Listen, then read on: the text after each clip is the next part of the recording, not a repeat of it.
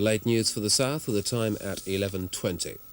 4 men were rescued from mudflats near Portsmouth Harbour tonight by Coastguards using a special mud sledge. The trouble started when an elderly man fell from a boat and became stranded in Eastney Lake. 2 men in a dinghy who tried to rescue him and a coastguard who waded out also became stuck. Other coastguards using the aluminium sledge for the first time hauled them ashore. The elderly man was taken to hospital suffering from shock and exposure. A 6-year-old Kent girl is recovering today after spending a night lost on Mount Snowdon in Wales. She's Cheryl Parker from Aylesford near Maidstone, who wandered off while she was on a family holiday. Rescue parties failed to find her during the night, but she was spotted by helicopter at first light. Today, her parents, Roy Parker, his wife and their 2 other children, visited her in hospital at Bognor. HTV reporter Ivor Lloyd-Jones asked Mr Parker how she was. Well, considering I never expected to see her alive again, she's in wonderful condition. How do you feel then? I'm immensely relieved, of course. So I thought I'd see her again, alive. Mrs Parker, can I ask you whether she's told you of her experiences? She's only told me a little bit. She said she kept waking up in the night and she kept kneeling up and she could hear the helicopters, but they obviously didn't see her. Where exactly was she then? She was near the car park. She said she was going down to the car and lost her way, and she didn't find the car and she fell asleep. I suppose you were really worried during the night, were you? Yes, I was. I never slept a wink. All I could hear was the rain and knowing she was out there, and I couldn't do nothing about it. I just hoped and prayed. I just prayed all night that she'd be okay. Well, I didn't think, quite honestly, that the search that good people had made, that she could still possibly be there. I thought she'd been abducted or kidnapped or something, because I knew exactly where she was, and I knew that several searches, there's some army chappies on the way down, they searched the area, a police constable and myself both searched the area where she was, and I couldn't possibly see how we could have missed her. But my reactions during the night, of course, were just, but if she is on that mountain, she's as good as dead. The Parker family interviewed at Bangor, not Bognor. Sorry, my mistake. A sea rescue at Brighton tonight. A man who fell from the Palace Pier was pulled out of the water by the Sussex Sea Fisheries Protection Vessel Henry M. Boniface. She was transferred to the Shoreham inshore lifeboat and taken to hospital suffering from exposure. A major setback this afternoon for millionaire businessman Oliver Cutts, who's planning to sell off small plots of land in the New Forest for leisure activities. Salisbury Council's Eastern Area Planning Committee are asking the Environment Department to issue a directive forbidding him to develop the site at Lanford.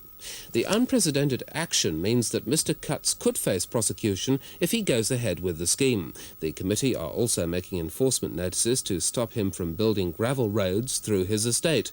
The millionaire wants to parcel up his land into 1/6 of an acre plots and sell them off at £375 each. He suggested they could then be used for leisure activities such as camping or to park caravans on. Dover Housing Committee were told tonight that the Army had decided that squatters should be evicted from military-owned flats at Guston near Dover. Dover District Council want to buy the flats, but the committee were told that the sale couldn't go ahead while the squatters were in possession. Fareham Conservative Association elected their new prospective parliamentary candidate tonight. He's 38-year-old Mr Peter Lloyd, a market development manager who fought a Nottingham seat last October. He was educated in Southampton.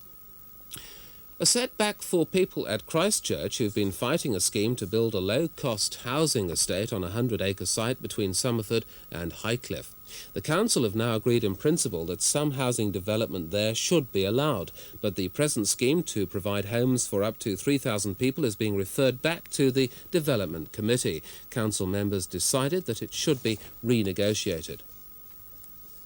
The fate of the West Pier at Brighton is still in the balance. The town's policy committee today considered ideas from a preservation group who want the pier restored and made more profitable. The committee deferred a decision until council officers reported on the feasibility of some of the group's ideas.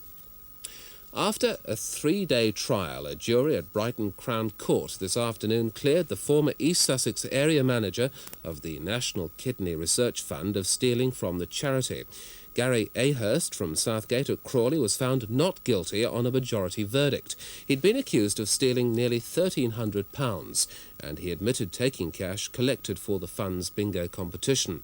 But Ahurst said he had permission to borrow the money for expenses, and it would have been repaid. The City Council at Portsmouth are being asked to buy the King's Theatre at Southsea. The idea is to then lease it back to the present owners. The City's Policy Committee were told today that the scheme would help make the future financially secure for the theatre. The matter is now going to be discussed by the Arts Committee at their next meeting.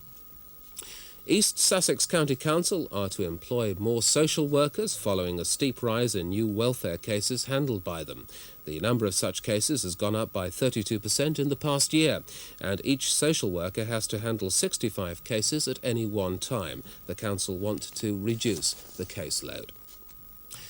Well, it's a sad thought, but winter is a-coming. And today, 6 medical teams left laboratories at West End near Southampton to wage war on those nasty little flu bugs, which seem to lurk in wait for all of us during the dank winter months.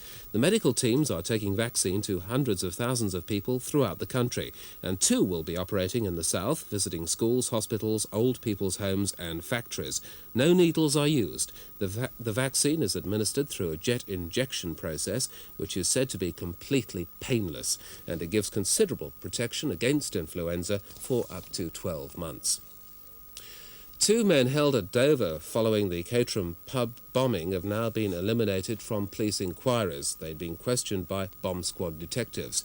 The men had been detained under the Act which allows people suspected of terrorist activities to be kept in custody longer than normal before charges have to be brought. More criticism today of delay in deciding the future development of Cosham Shopping Centre. Councillor Peter Ashley told Portsmouth Policy Committee that there was lack of confidence among local traders who didn't know how long they would be continuing in business until any scheme went ahead. He urged the committee to drop support for the original £13 million scheme by a joint development company. This plan, together with more modest schemes, are to be discussed by the City Council next week. 7 soccer fans are to appear in court at Portsmouth following incidents at last night's match between Portsmouth and Chelsea. 1 youth was arrested inside the ground and the others were detained outside after the game. They've all been charged under the Public Order Act and their cases will be heard on October the 9th. A housewife from Tunbridge in Kent took on the might of the South Eastern Gas Company in her own unique way today, and won. The details from Peter Clark. Ever since North Sea gas conversion men arrived at the home of Mrs. Grace Clayton a week ago, she's been fuming. But the trouble is, her cooker hasn't. The oven has been out of action because the gas men did not have a replacement part. So today, Mrs. Clayton marched on the gas showrooms at Tunbridge and demanded to use facilities there to cook a meal. She arrived carrying food and plates, and she took along a friend, Mrs. Gladys Lee, for moral support. Mrs. Clayton somewhat surprised the staff there. She explained that the conversion work had not converted her to the wonders of modern science. She told them she wanted high-speed gas, and she certainly got some high-speed action. Within an hour of her protest, workmen had visited her home in Brook Street at Tunbridge, and the cooker was soon working again. Now, Mrs. Clayton and the gas board are back on good terms. The Isle of Wight Area Health Authority is to cut ambulances on call from the Newport headquarters from 3 to 2 for a trial period of 6 months. They say it will save overtime and won't endanger the public. The ambulance men say it is risking lives. Boatmen at Folkestone are demanding that the town's harbour be cleaned up. It follows the sinking of an £8,000 houseboat which is thought to have hit a concrete slab under the water. The fishermen say the harbour is littered with such slabs.